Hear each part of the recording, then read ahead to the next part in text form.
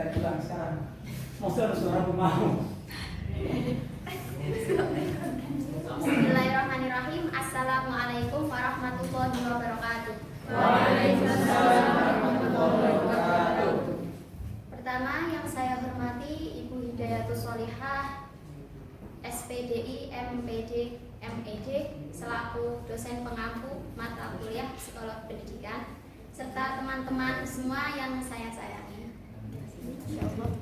Saya Malika Syafaatul Aliyah dengan NIM 06 bersama teman-teman saya akan mempresentasikan hakikat dan ciri-ciri belajar. Di sini ada Mbak Juwita Eka Lestari dengan NIM 08, Mbak Nurul Istiqomah dengan NIM 23, dan Mbak Safa Catherine dengan NIM 24. Oke, langsung saja. Yang pertama itu tentang arti penting belajar yang akan dijelaskan oleh Mbak Juwita.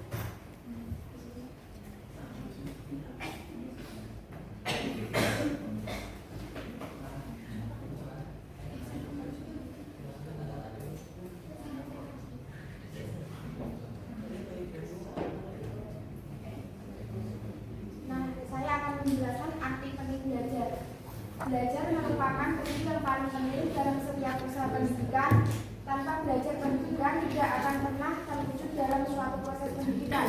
Sebagai suatu proses, belajar mendapat tempat tersendiri yang begitu luas dalam berbagai ilmu yang berkaitan dengan pendidikan. Misalnya psikologi pendidikan. Karena pentingnya arti belajar tersebut, maka upaya terbesar terhadap belajar adalah pada tercapainya pemahaman yang lebih luas dan mendalam mengenai proses perubahan manusia. Selanjutnya akan dilanjutkan oleh Mbak Nurul.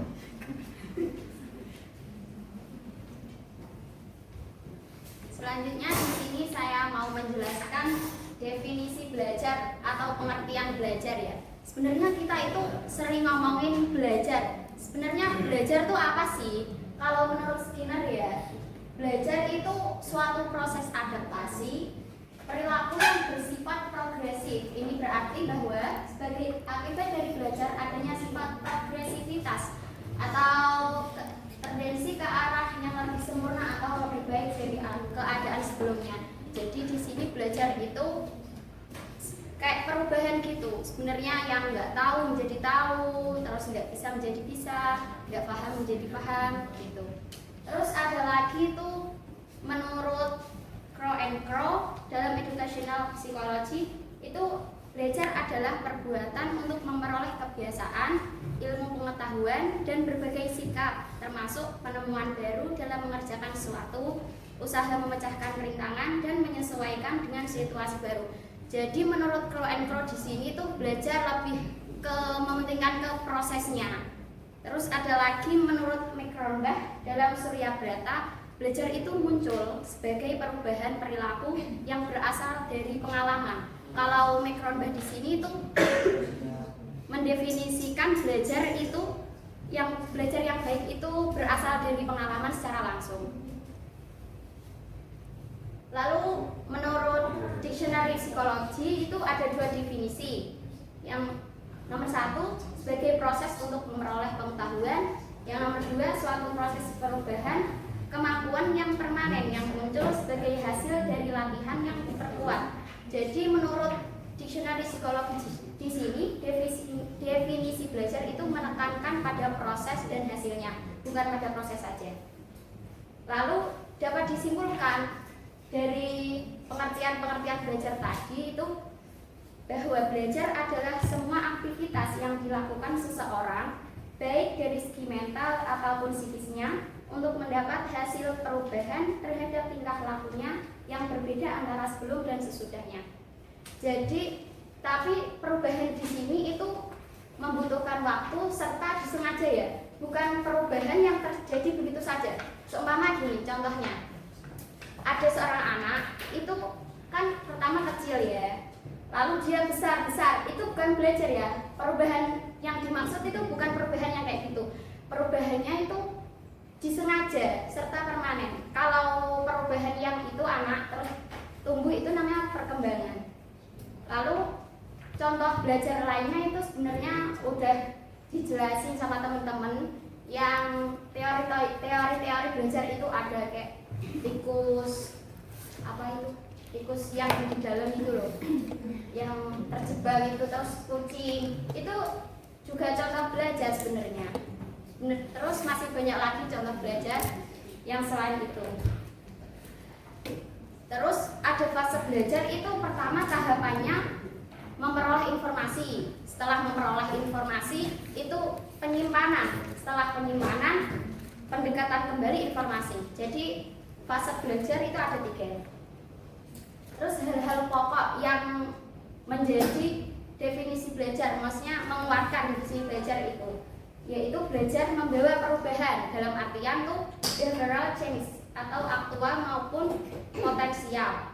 Terus bahwa perubahan itu pada pokoknya didapatkan kecakapan baru. Lalu bahwa perubahan itu terjadi karena usaha atau disengaja tadi. Jadi kalau nggak disengaja itu namanya bukan belajar. Cukup dari saya.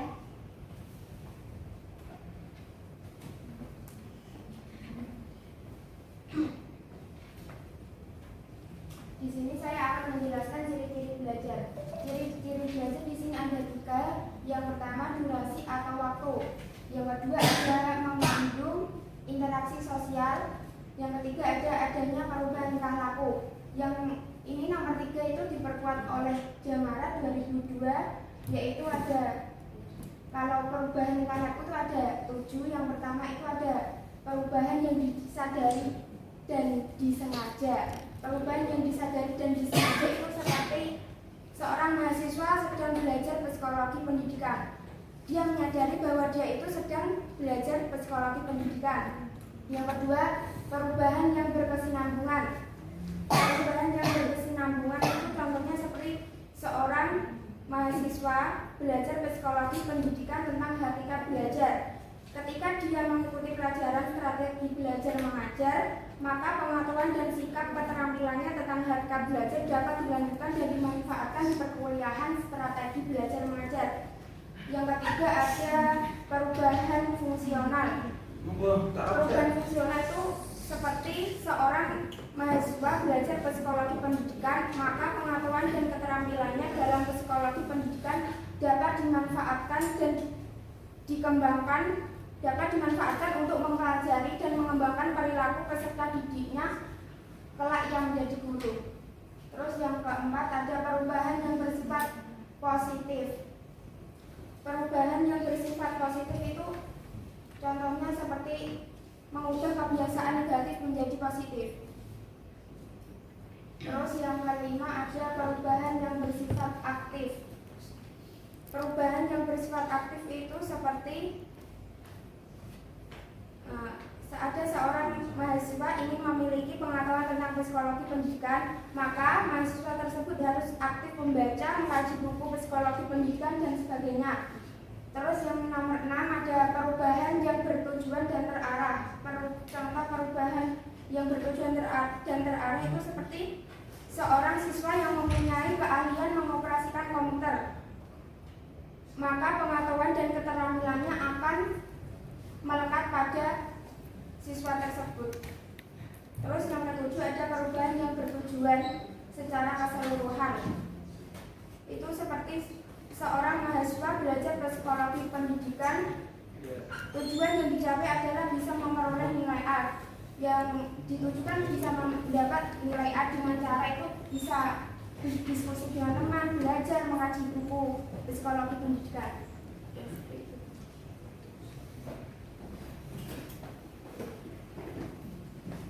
Baik, selanjutnya ada beberapa prinsip-prinsip dalam belajar. Yang pertama ada kematangan jasmani dan rohani, memiliki kesiapan, memahami tujuan, memiliki kesungguhan, perhatian dan motivasi, keterlibatan langsung atau berpengalaman, pengulangan, dan yang terakhir ada tantangan. Di sini kita akan bahas satu persatu. Yang pertama ada kematangan jasmani dan rohani. Apa yang dimaksud dengan kematangan jasmani? Kematangan jasmani itu sendiri dapat diartikan seseorang yang telah mencapai batas minimal umur serta kondisi fisik yang cukup memadai, yang cukup kuat untuk melakukan kegiatan belajar. Lalu kematangan rohani dapat diartikan seseorang yang telah memiliki kemampuan secara psikologis untuk melakukan kegiatan belajar. Misalnya kemampuan dalam berpikir, ingatan, fantasi, dan sebagainya. Implikasinya, seorang anak berusia 7 tahun yang baru dimasukkan sekolah dasar. Mengapa anak tersebut dimasukkan ke sekolah dasar itu saat umur 7 tahun? Karena biasanya kan anak di umur 7 tahun dari segi fisik sudah cukup kuat untuk melakukan kegiatan belajar, dan dari segi mental, dari psikologisnya dia sudah bisa menerima pelajaran yang akan didapat. Yang kedua, memiliki kesiapan. Setiap orang yang ingin melakukan kegiatan belajar harus memiliki kesiapan terlebih dahulu, yakni dengan kesiapan atau kemampuan yang cukup baik, fisik, mental, maupun perlengkapan belajar. Kesiapan fisik berarti memiliki tenaga yang cukup dan kesehatan yang baik. Lalu kesiapan mental. Kesiapan mental memiliki keinginan dan motivasi yang cukup untuk melakukan kegiatan belajar. Belajar tanpa salah satu dari kesiapan tersebut itu bisa menyebabkan kayak kita kesulitan dalam belajar. Karena sebelum belajar kan kita nggak ada persiapan terlebih dahulu. Semisal seorang siswa yang mau masuk SMA, kalau siswa tersebut tidak memiliki kesiapan mental ataupun fisiknya cukup tidak memadai, dan biayanya dia tidak memiliki biaya kan juga termasuk kesiapan dalam belajar, dia akan kesulitan dalam belajar, kayak dia tidak akan mempunyai peralatan untuk belajar, tidak akan bisa masuk ke SMA tersebut. Lalu yang ketiga, memahami tujuan. Setiap orang yang belajar harus memahami tujuan belajar tersebut. Apa sih tujuan kita belajar? Kemana kita belajar ini? Kemana arah tujuannya? Dan apa manfaatnya untuk diri kita? Seperti itu. Prinsip ini harus dimiliki oleh seseorang yang sedang belajar, agar proses belajarnya itu dapat cepat selesai dan tidak membuang waktu sia-sia. Belajar tanpa memahami tujuan dapat menyebabkan kebingungan. Seperti kita kan nggak tahu belajar arah kita mau kemana, apa tujuan kita belajar. Pasti di proses pembelajaran tersebut kita akan kebingungan karena nggak tahu arah tujuannya. Ya kita akan menjalannya seperti ya udahlah, ikutin aja, yang penting belajar, seperti itu. Kayak nggak ada gairah untuk belajar, ya nggak ada semangat. Lalu yang keempat, memiliki kesungguhan. Belajar tanpa kesungguhan juga akan memperoleh hasil yang kurang memuaskan. Hasilnya itu akan kurang maksimal. Selain itu, banyak waktu yang terbuang dengan sia-sia. Sebaliknya, jika kita belajar dengan sungguh-sungguh, maka kita akan memperoleh hasil belajar dengan maksimal dan waktu yang kita gunakan itu lebih efektif. Prinsip kesungguhan ini sangat penting artinya. Biarpun seseorang itu sudah mempunyai kematangan, sudah tahu tujuannya, sudah memiliki kesiapan dalam belajar, tetapi jika dia tidak bersungguh-sungguh dalam belajar, itu ya sama saja, semuanya akan sia-sia. Seperti kayak misal ya, ada seorang anak yang sedang les piano. Dari pertama dari umur dia sudah memadai, terus dari fisiknya juga sudah oke. Terus dia juga sudah mempunyai kesiapan, baik dari kesiapan biaya, kan dia sudah bisa bayar les tersebut. Terus juga dia sudah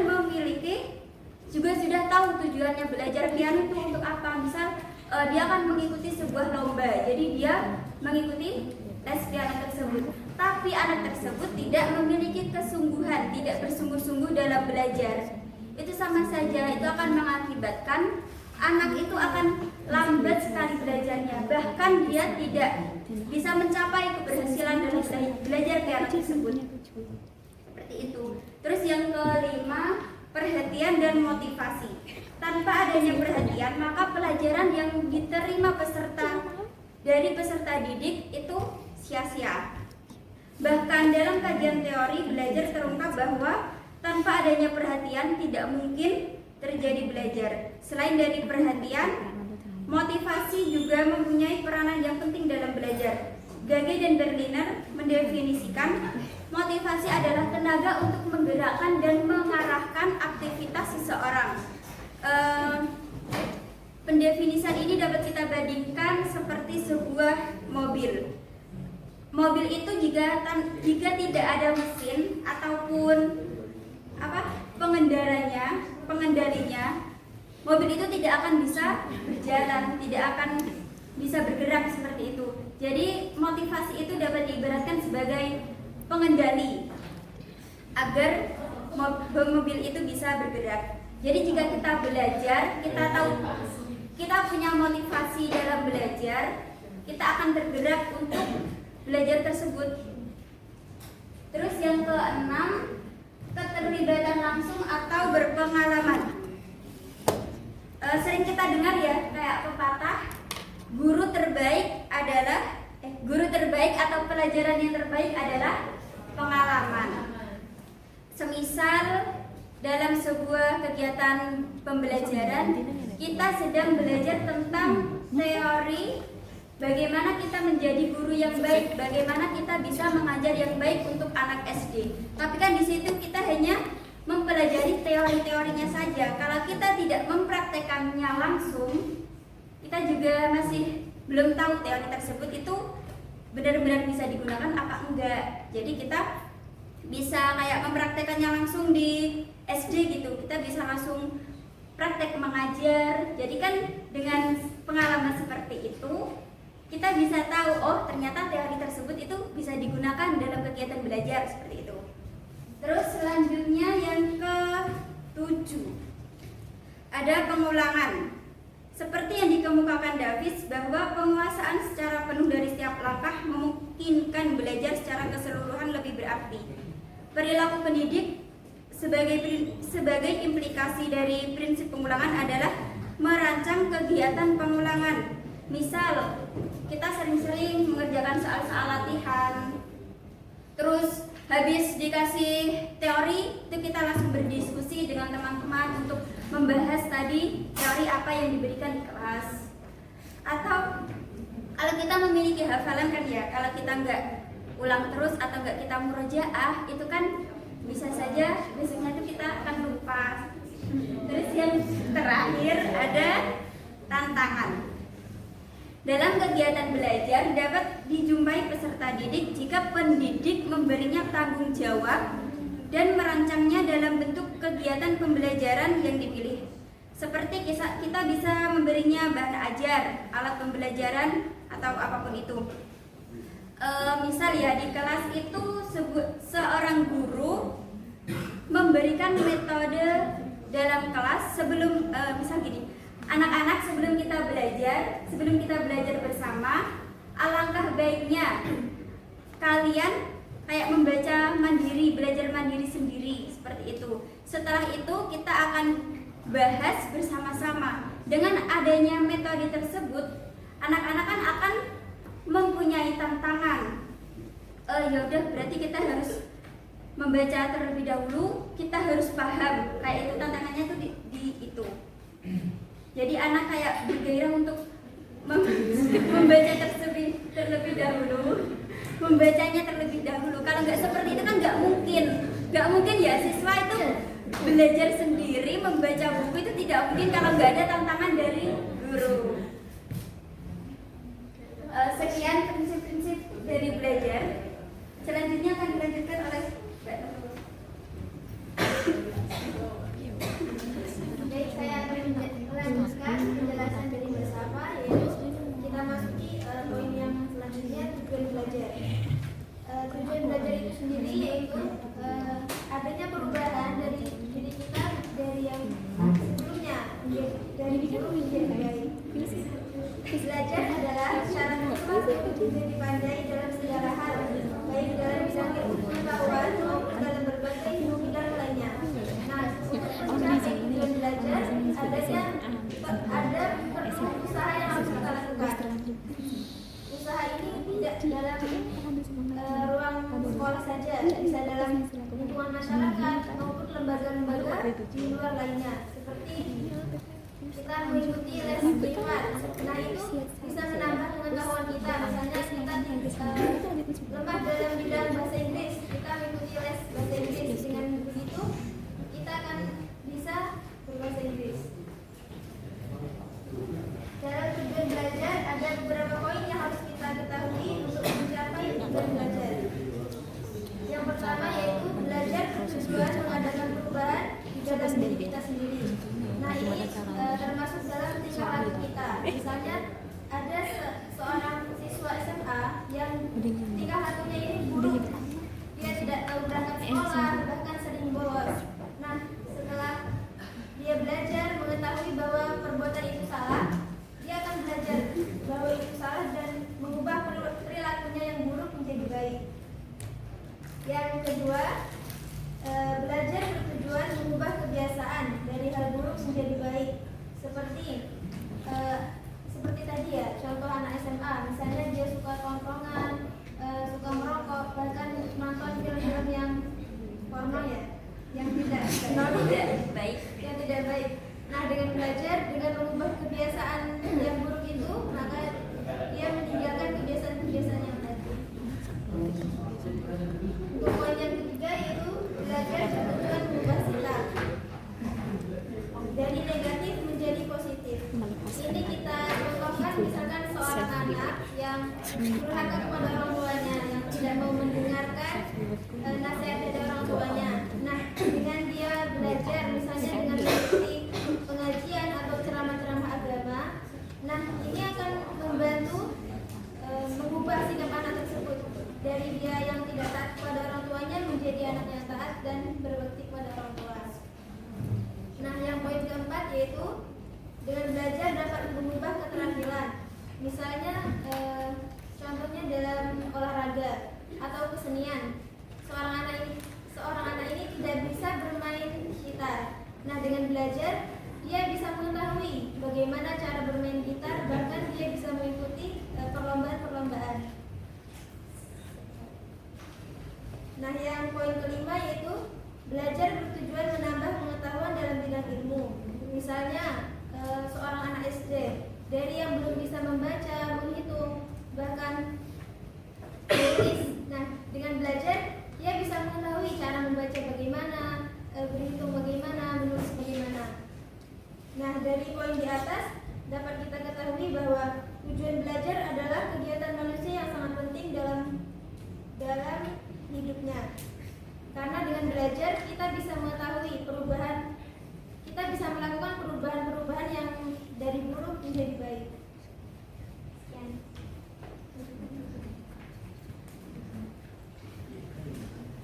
Mungkin cukup ya penjelasan dari kelompok kami. Kami membuka sesi pertanyaan dengan 2 penanya, 1 laki-laki, 1 perempuan. Jika ada yang menambahkan juga boleh. Monggo, siapa? Sebenarnya juga harusnya ada umpan balik gitu kan. Dalam persoalan ini nggak disebutin kayaknya. Umpan balik dari hasil belajar. Ya boleh Mbak Vicky, Mbak Nanda. Dan dulu ya. Ya. Langsung. Ya, perkenalkan nama saya Silvana Risti dengan NIM 01.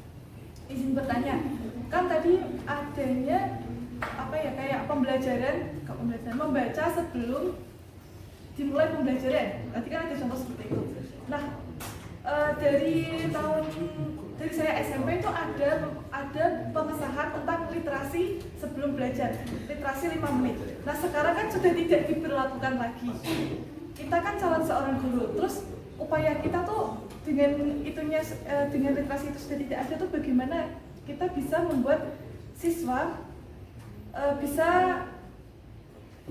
mau literasi lagi. Soalnya kan dengan literasi itu kadang siswa-siswa tuh pada jenuh, males deh baca cerita rakyat, cerita inilah itu, banyak alasan. Terus upaya kita tuh agar siswa mau belajar, mau membaca di awal sebelum pembelajaran itu bagaimana ya Mbak? Terima kasih. Oke.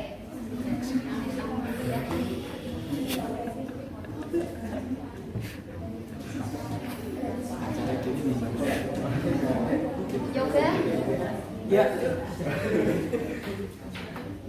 Izin bertanya untuk kelompok Untuk kelompok 6, saya Yoga Ferdiansah dengan NIM belakang 42 izin bertanya. Tadi kan dijelaskan mengenai prinsip belajar, ada motivasi, terus ada penugasan juga. Sekarang kan banyak sekali peserta didik yang pada saat diberi penugasan hilang motivasi, itu banyak sekali. Tugas tidak dikerjakan, bahkan sampai berlarut-larut seperti itu. Menurut analisis teman-teman itu kenapa sih? Kenapa kok sampai peserta didiknya itu kok nggak mengerjakan tugas seperti itu? Berarti ini pertanyaannya kenapa peserta didik tidak mengerjakan tugas? Ya, atau apakah itu hilangnya motivasi atau faktor dari faktornya atau kenapanya? Ya kenapa ya faktornya? Maksudnya kan kalau faktornya kayak nyebutkan, jelaskan faktor apa saja. Kalau kenapa kan nanti jawabannya karena. Ya enggak apa-apa, dua-duanya boleh. Dua-duanya boleh, kalau ditawanya dua-duanya boleh. Nah, itu yang pertama. Yang kedua, penanganan tentang hal tersebut bagaimana sih? Seperti itu. Kalau dilihat sekarang kan belum ada penanganan yang cukup efektif untuk itu. Biasanya ya tetap aja ngalir aja, penugasan di akhir borong. Terima kasih.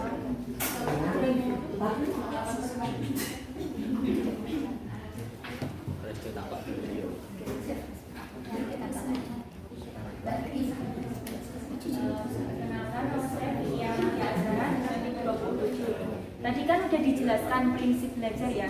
Nah itu kan ada kematangan jasmani dan rohani. Nah semisal jika ada seseorang yang sudah matang secara jasmani tapi dia tidak tahu arah dan tujuannya gitu. Nah itu gimana? Maksudnya itu psikisnya. Ya, kematangan jasmani kan udah siap. Ya. Tapi itu dia nggak tahu tujuannya mau kemana gitu. Udah.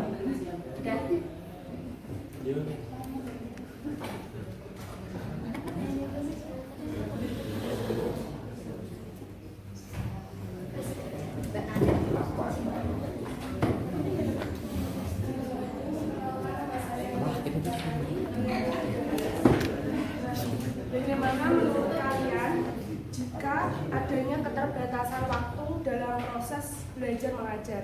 Ini kan kita sebagai calon pendidik. Nah, untuk belajar mengajar dengan cara yang efektif. Dalam waktu pembelajaran yang tersedia itu terbatas, sedangkan materi yang kita ajarkan masih banyak. Itu bagaimana caranya? Terima kasih. Kami membutuhkan waktu, mohon maaf sebentar ya, mohon tunggu sebentar.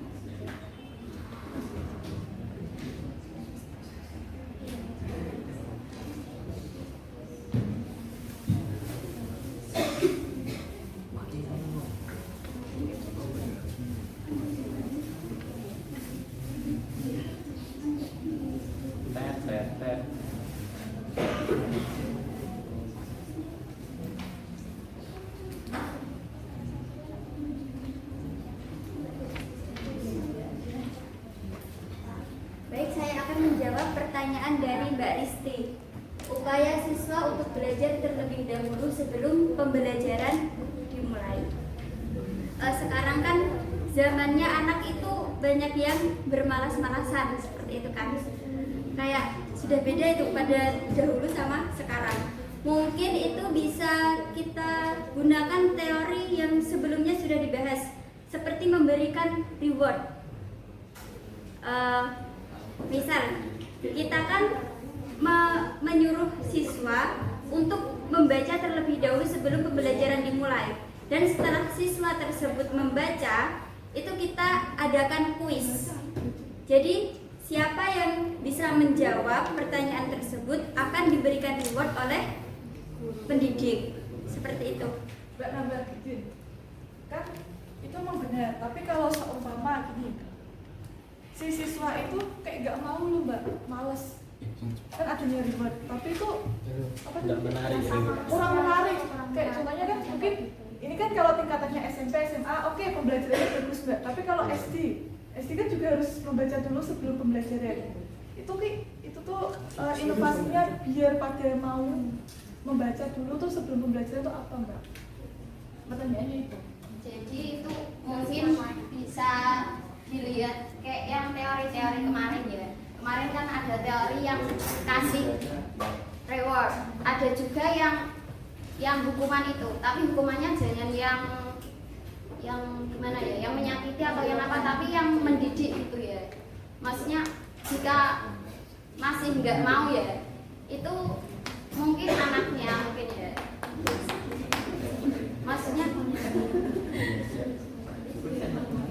Bandel. iya. Kalau teori kemarin udah diterapin semua, tapi kok anaknya masih itu, berarti ya emang mungkin anaknya keterbatasan gitu ya. Jadi kita maklum. Ya. Mungkin Nek gak mau enggak apa-apa. Nek gak mau enggak apa-apa.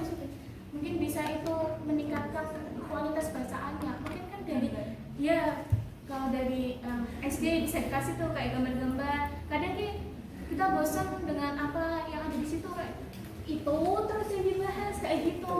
Kita bisa berinovasi dengan buku tersebut hingga menarik siswa tersebut agar tidak malas lagi. Ya, itu maksudnya kayak teori yang kemarin itu ya, menarik perhatian siswa kan. Tadi yang saya bicarakan yang teori kemarin. Mungkin bisa dengan berinovasi, bernyanyi, jadi sesuai teks nyanyian Boleh. sebelum pembelajaran dilakukan. Boleh. Bisa kan bernyanyi sambil membaca.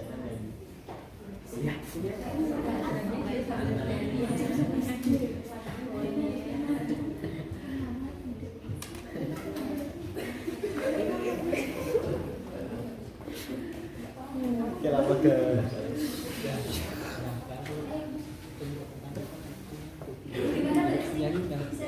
kuliah? Apalagi itu apa bisa juga kan diupayakan dikasih materi. Jadi kayak kita kan membaca semua. Nanti kan ditunjukkan aja disuruh maju menceritakan apa yang sudah dibaca. Iya, kayak semacam kuis seperti itu. Sama berarti ya konsepnya. Oke, terima kasih Mbak. Baik, saya akan menjawab pertanyaan dari Mas Yoga. Apa saja faktor yang menyebabkan tidak bersemangat mengerjakan tugas? Nah, mungkin salah satunya yaitu kurang siswa tersebut tidak minat dalam pelajaran tersebut, sehingga dia tidak bersemangat untuk mengerjakan tugas tersebut. Ada penjelasan lain? Itu jadi saja. Yang lain mungkin yang rada ribet sedikit lah. Kalau yang lainnya mungkin metode pengajaran yang kurang baik atau kurang efektif dari gurunya, sehingga dia kurang paham dalam memahami pelajaran tersebut. Nah, ketika dia kesulitan, dia akan malas untuk mengerjakan tugas yang diberikan. Kebalikannya, biar boleh senang belajar.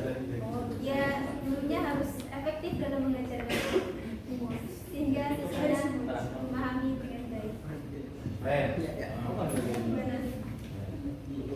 Bagaimana Mas Yoga? Terima kasih. Mungkin ada yang mau menambahin?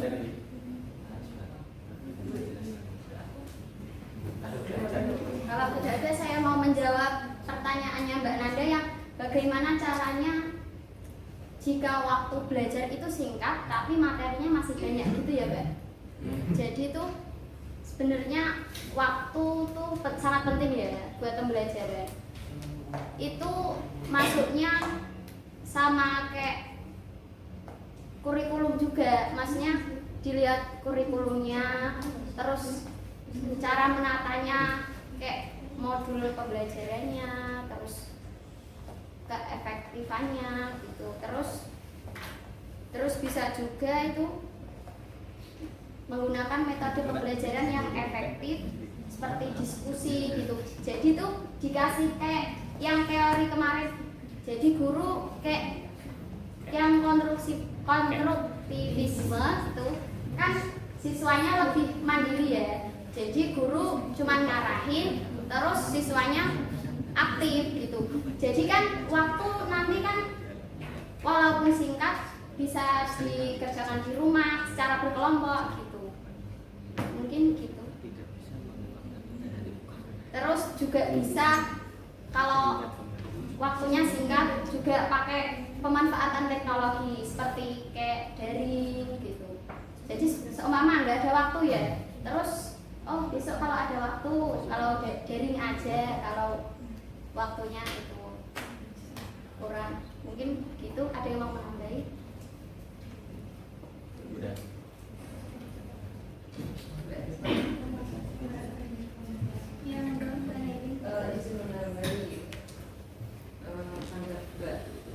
Mbak Malika ya, kita cara jika waktu belajar itu singkat tapi materi masih banyak kan, sebelumnya kayak kita itu dikasih silabus kayak yang mau pelajarin apa dulu gitu, jadinya bisa start dulu loh, kayak waktunya tuh sudah berapa minggu mau semesteran tapi materinya masih banyak. Nah, waktu-waktu senggang yang kita miliki di rumah atau di pesantren itu bisa kita pakai untuk belajar.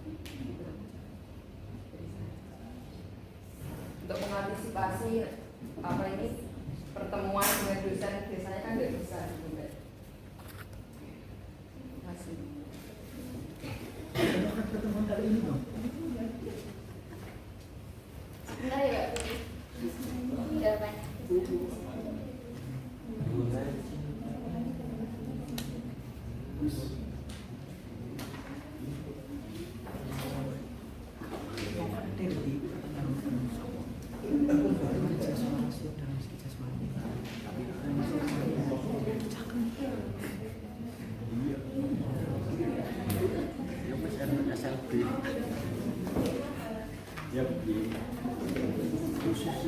Baik, saya akan menjawab pertanyaan dari Mbak Vivi.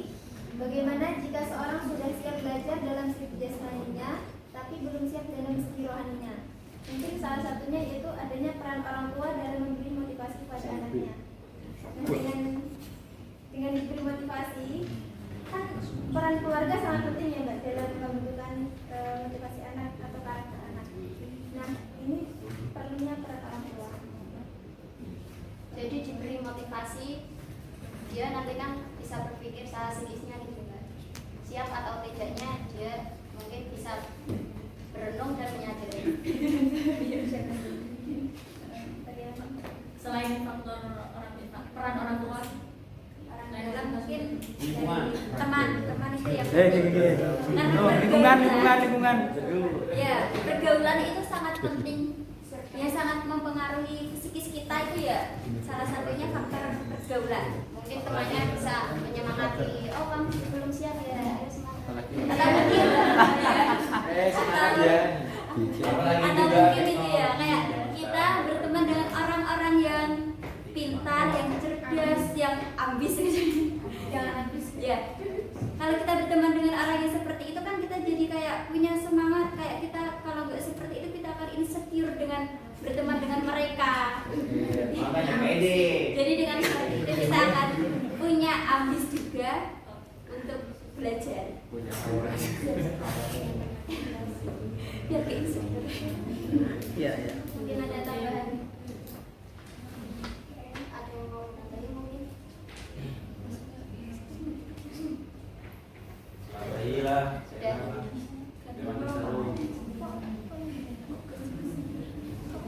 Kalau sudah akan kami simpulkan. Ya mungkin cukup. Disimpulkan.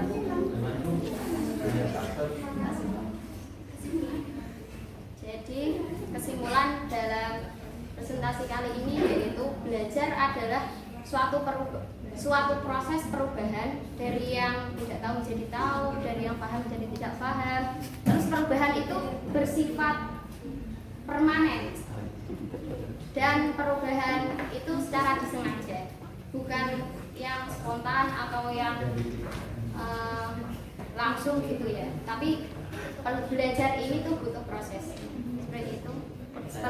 Terus prinsip-prinsipnya seperti tadi itu ada motivasi, terus cara pembelajarannya juga ada hukuman sama hadiah ya seperti itu. Mungkin cukup dari kami. Pakai farandun mobil abna'i khairan idza nasya'u bi wadil jahla. Bagaimana kita mengharapkan anak kita menjadi baik jika kita diasuh oleh orang tua yang tidak berpendidikan. Mohon maaf dari kami jika ada kesalahan. Assalamualaikum warahmatullahi wabarakatuh. Waalaikumsalam.